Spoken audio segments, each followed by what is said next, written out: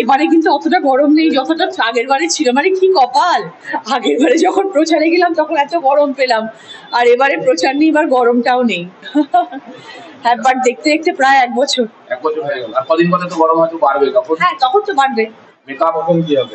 তখন তো আর আগের মতন আমরা লরি করে বা জিপে করে ঘুরছি না, তখন মানুষের কাছে কাছে যাওয়া অন্য রকমের কাজ, সেটা আবার পরের বছর হতে চলেছে, আসছে আবার। আবার বিধানসভা ভোট আসছে, আবার ঘোরা শুরু হবে, আবার দেখবেন পরের বছর কি গরমটা পড়ে।